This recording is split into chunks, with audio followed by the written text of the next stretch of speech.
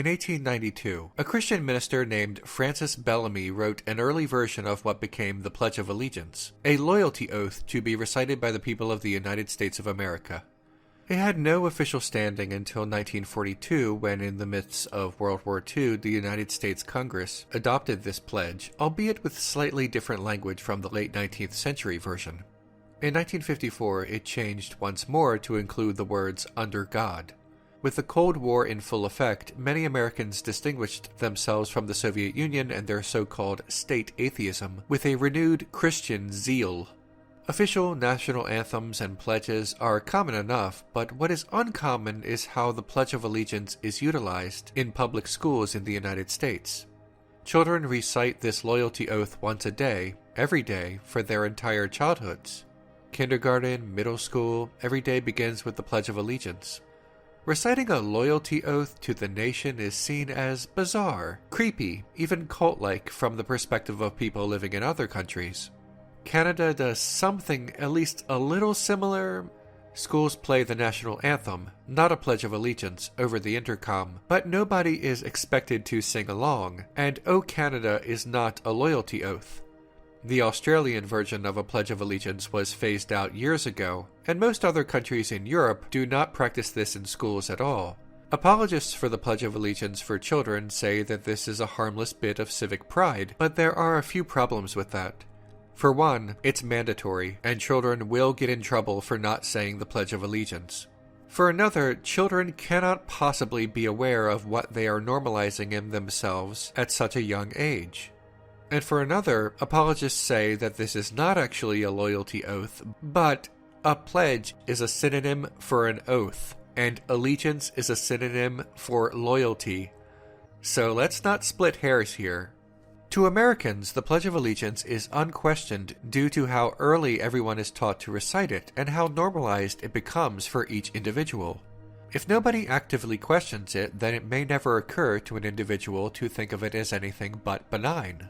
If someone calls it what it is, indoctrination, Americans get defensive because it is so common to them, so normal, that criticizing this totally normal thing feels abnormal. The state enshrines in itself and for its people a series of values, all of which are designed to create a productive population for the benefit of the state and to protect the state from unrest by its own people. These ingrained values, normalized behaviors, mainstreamed politics, and propagandized right way to be create a status quo, or current state of affairs.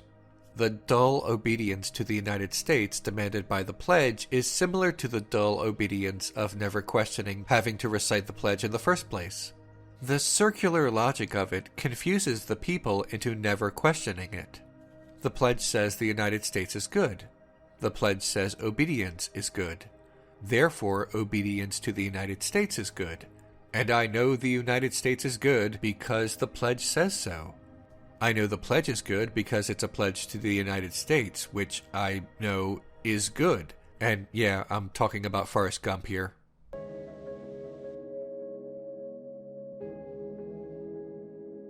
What are American values? It may seem nebulous, and indeed that is part of the appeal of those who employ the term. Its malleability allows for those using the term to never be wrong. However, it would be reasonable to say that some values are given priority or rightness over others, creating the rightness of the status quo. Such values include a belief in Christianity and the prioritization of Christianity over other religions. Have you found Jesus yet, Doug? I didn't know I was supposed to be looking for him, sir. Another is the goodness of the United States military and the otherness of foreign military powers. But instead they decided the best way for me to fight the communists was to play ping pong. Another still is the necessity of capitalism, opportunity, and the American dream, as well as the otherness of socialism. Yes, sir. We got more money than David Crockett. Obedience to these values, this status quo, is preferable to opposition to these values. These values are so unquestioned that obedience is not considered political, but instead apolitical, whereas only opposition to these values is considered political. This, of course, is nonsense, but that is the beauty of the status quo. Something normal and expected has the benefit of being unquestioned, and therefore natural. nothing that upsets the order of things. Disobedience is considered radical and unwelcome, something that is frequently asserted by the text of Forrest Gump. In this 1994 film, Gump, played by Tom Hanks, drifts through modern American history. As a youth, he forms a friendship with a young girl named Jenny, who he knows his whole life. Gump is a little slow on the uptake, but his trust in others and obedience take him far in life. Gump is an exceptional football player, even if he needs to be told when to stop. His athleticism grants him a football scholarship, and he graduates college. He is recruited to join the military, something he does on a whim. His obedience makes him an excellent private, and his trust in Jenny has him run away when his platoon is attacked by the North Vietnamese. Once safe, he is able to run back and rescue his platoon. Gump discovers that he's a prodigy at ping pong, the repetition being completely natural to him. This success allows him to buy a boat and start a shrimping business. Gump's reliance on obedience, repetition, acceptance of the status quo, and a complete lack of interest in upsetting the status quo eventually leads him to becoming a millionaire and an American hero. In contrast, Jenny bucks tradition, joins the New Left, associates with the Black Panthers, protests the war in Vietnam, participates in the counterculture of the time, leads a miserable life full of hardship, disease, and eventually an early death. Jenny is a radical, disobedient to American values. There are only 2 times when Jenny is truly happy. First, whenever she is with Forrest. He represents stability, obedience, the status quo, American values. The film shows us this leads to happiness, and it also means Forrest represents what Jenny is battling. Jenny drifts in and out of Forrest's life, checking in on each other but never staying together for long. Second, Jenny is happy when she finally accepts a traditional lifestyle. She has a job as a waitress in a diner. What could be more American? She has a roof over her head and a child fathered by Forrest unbeknownst to him. Only by abandoning her radical politics and the counterculture does Jenny find happiness. Unfortunately, it's too late, as she is dying. The film never explicitly says so, but since Jenny says she is dying from an unknown virus in 1981, the implication is that she is HIV positive. Within the context of the film, Jenny has been punished for her lifestyle. That's not to say that Jenny is an unsympathetic character.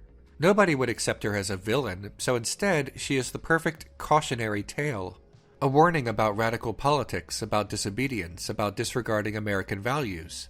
Forrest Gump, the movie, not the character, isn't a conservative or liberal film by the mistaken American standards that have people believe they are far apart on the political spectrum. Instead, Forrest Gump is an anti-radical film, an anti-leftist film. It dismisses or condemns the politics to the left of liberalism. It doesn't really matter if the filmmakers meant it this way or not, and their denial would not change the events of the film. What Robert Zemeckis really believes is not relevant to this topic. In fact, accidentally making a film that reaffirms American values and denounces un-American values is the byproduct of these values being an invisible status quo in society. We acknowledge them as a given, a truism. We participate in them, we accept them, we promote them, because we have been conditioned to believe they are natural and normal rather than the product of indoctrination and propaganda.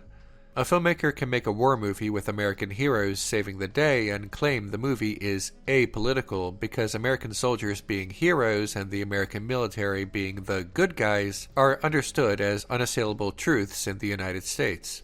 Nevertheless, it is political regardless of intent toward remaining apolitical or ignorance about being apolitical. Forrest Gump is the embodiment of this falsely apolitical status quo. When he begins running across the country, reporters ask him why he's doing this, offering various political causes as the possible reason, but Forrest quickly responds only that he felt like running. In another scene, Forrest remarks, "World peace was within our hands, but I just played ping pong." The film consistently and repeatedly makes 2 assertions. 1. That obedience to American values leads to happiness and prosperity. 2.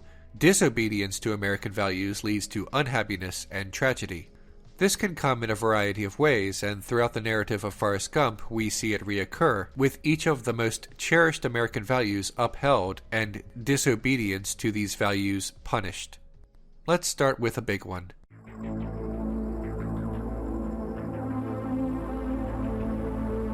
Straight out of college, Forrest is recruited into the military. His voluntary recruitment sidesteps the issue of the draft altogether. Glorification of the U.S. military is undoubtedly a cross-party, cross-political American value. Controversial and catastrophic wars can be dismissed not with carefully constructed arguments, but with slogans. Freedom isn't free. Support our troops. Neither of these empty phrases take into account the loss of both American and foreign lives, but because glorification of the military is status quo among the American population, an ideology need only fit on a bumper sticker to get its point across. Apologists would claim that all countries do this and that the United States is not unique in its military glorification. This is false for 3 reasons. 1. Public confidence in the military varies by country. There are similar numbers in the United States, France, and the United Kingdom, but significantly different numbers in Spain, Germany, and Scandinavian countries. 2. Public confidence does not equal fetishism. Denmark does not have a motion picture industry that consistently pumps out media that promotes the military and inspires recruitment. The United States does. Sweden does not have a homegrown genre of music that houses a subgenre made to promote and excuse military interventionism. The United States does.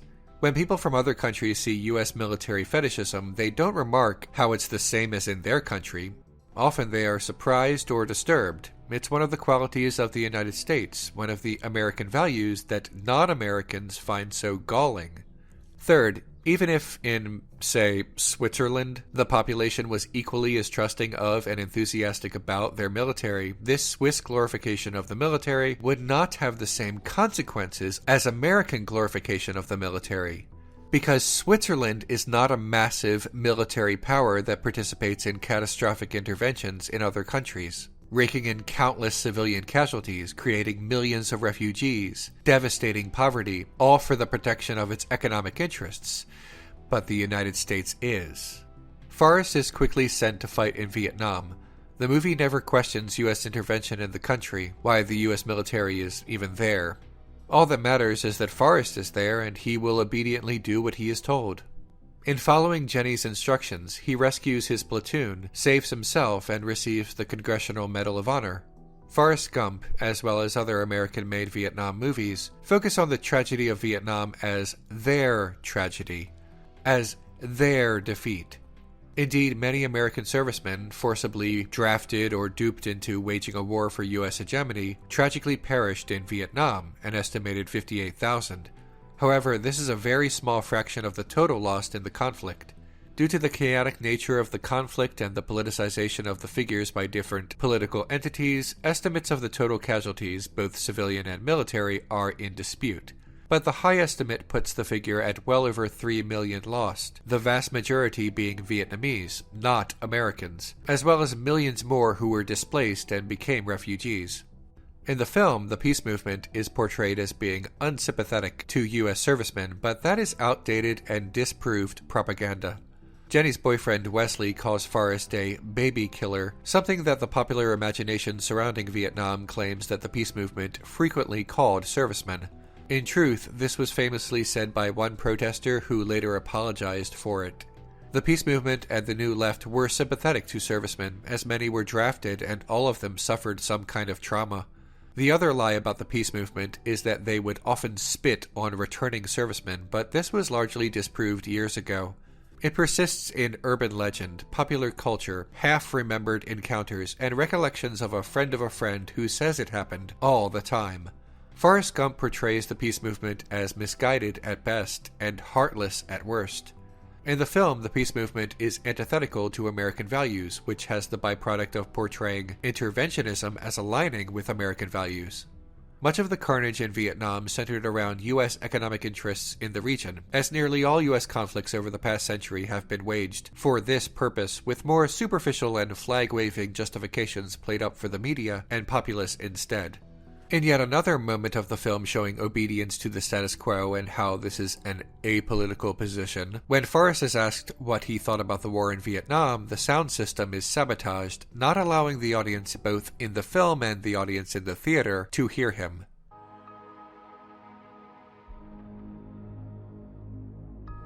Forrest Gump leads a charmed life. Although born with some disadvantages, Forrest is able to become rich and famous beyond his wildest dreams. He plays ping pong for the United States, and a sports company pays him to endorse their ping pong paddles. He runs a successful shrimping company and stumbles into owning part of Apple Computers. Forrest Gump is the realization of the American dream, that with a little hard work and adherence to American values, anyone can be successful. We're all just millionaires in waiting. Rags to riches, that's what Americans are taught. Forrest's disadvantages do not matter. All that matters is his obedience to the American way of life. This is a fabrication, a lie. Children who grow up in poverty are as much as 75 times more likely to be poor in adulthood than those who don't. Workers struggling to overcome those odds are rewarded even less for their labor than they once were. The productivity of American workers has increased 70% since 1979, but their average hourly pay has gone up less than 12%. In modern times, the federal minimum wage has remained stagnant at $7.25 for over a decade. There are a great many reasons why the poor remain poor. For one, a low income makes it difficult to pay loans, rent, and utilities on time. If any of those bills go unpaid for a long enough period, they will affect one's credit score, which in turn makes it much more difficult to secure loans for housing or vehicles.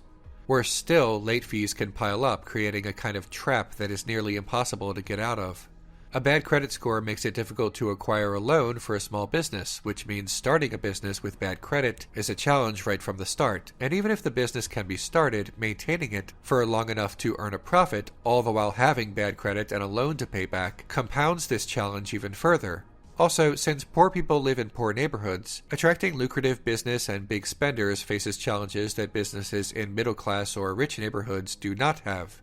Many middle-class jobs with middle-class wages require a bachelor's degree or a master's degree. However, college costs money, and if someone is born into a low-income family when one or both of their parents are not college-educated, then a college education is difficult to afford.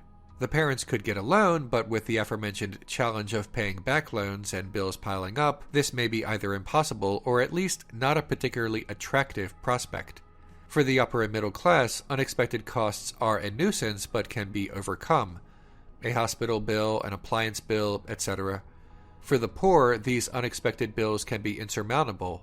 Furthermore, in the United States, there is no universal health care, and affording health care can be a struggle. That means that an unexpected hospital visit for a poor family and a hospital visit for a family that could afford a healthcare plan will have very different consequences. If a middle-class wage earner with a healthcare plan breaks his leg, his insurance might cover the hospital visit. If a lower-class wage earner without a healthcare plan breaks his leg, he will be paying off that bill for years. Same incident, completely different consequences. The disparity between the rich and the poor continues to grow. All of the hardships of a family struggling to make ends meet create conditions that make it incredibly unlikely to reach a higher economic class. Most of the garage to millionaire stories about Apple Computers and Amazon are myths and fabrications. It's not impossible to go from rags to riches, but exceptions do not disprove inescapable patterns and statistics. Forrest Gump, the film, not the character, recognizes poverty, but it does not address poverty. Almost everyone who is poor in the movie becomes rich. Forrest himself, of course. Bubba's family through the generosity of Forrest. Lieutenant Dan, who, after the war, lives in a crummy apartment but eventually runs the Bubba Gump Shrimp Company. All except Jenny, who opposed American values. Forrest is rewarded for his obedience with millions of dollars. Lieutenant Dan is rewarded for his service to his country and his implied conversion to Christianity from his previous atheism. The movie even implies that God struck down all the other shrimp boats and saved Forrest's boat. Bubba's family is rewarded for their hard work and really their association with someone who embodies American values.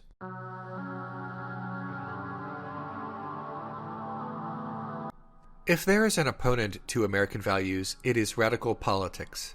Opposition to capitalism and opposition to imperialism. In the film, radicals are portrayed negatively. Jenny's boyfriend, Wesley, is abusive. The boyfriend is identified as someone from Berkeley, California, which is conservative shorthand for a far-left, loony radical. Wesley, when apologizing for his abuse, blames President Lyndon Johnson for his behavior. Jenny and her comrades' opposition to the war in Vietnam is framed as immature, at best, and an excuse for violence at worst. Forrest encounters a gathering of the Black Panther Party for self-defense, more commonly called the Black Panthers. The film portrays them as shouting, ill-tempered men who almost immediately eject Forrest from the room when he defends Jenny from an assault. The Black Panthers instantly side against Jenny even though she is assaulted, and threatens Forrest with their guns for rescuing her and causing a minor stir in their presence. This is not an accurate portrayal of the Black Panthers, but it is a common portrayal in fiction, influenced by propaganda and a rewriting of history. The Black Panthers emerged as a group to defend African Americans from police brutality and injustice. Early activities of the Black Panthers did have them armed, but this was completely legal and within their rights. When an African American was being harassed or arrested by the police, the Black Panthers were there to monitor the situation, and since the police knew they were armed, this influenced the police to treat their target more fairly.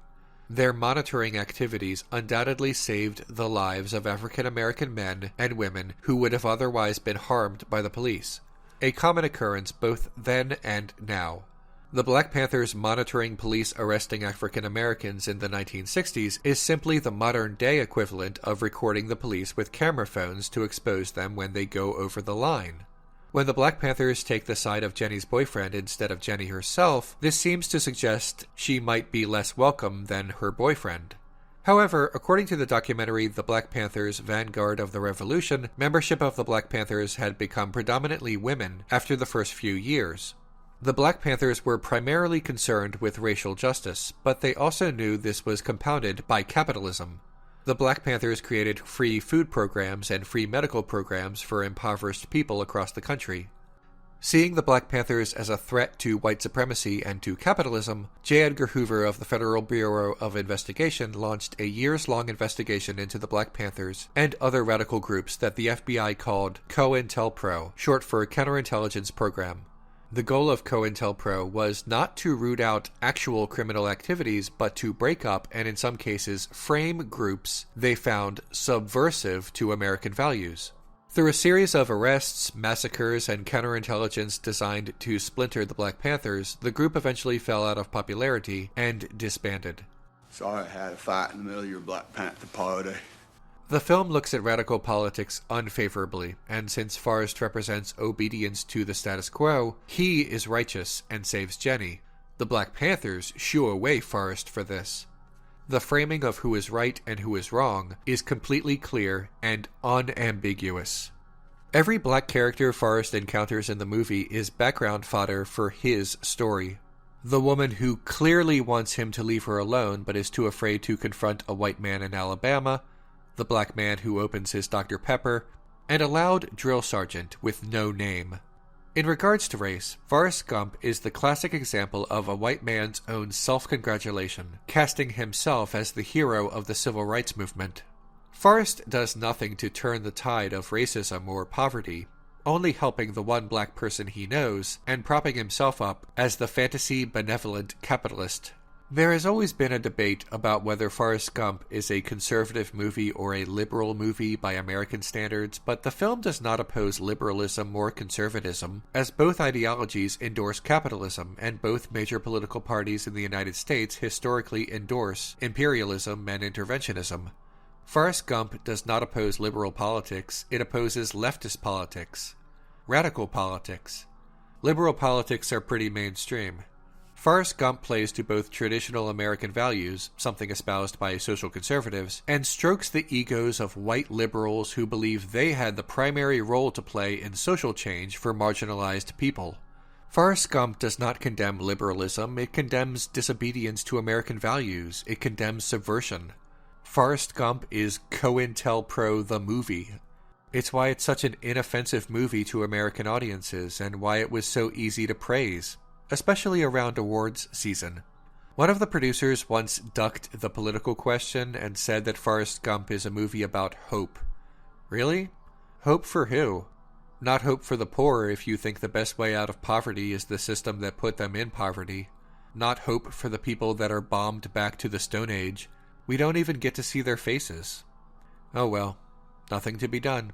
I pledge allegiance to the flag of the United States of America and to the Republic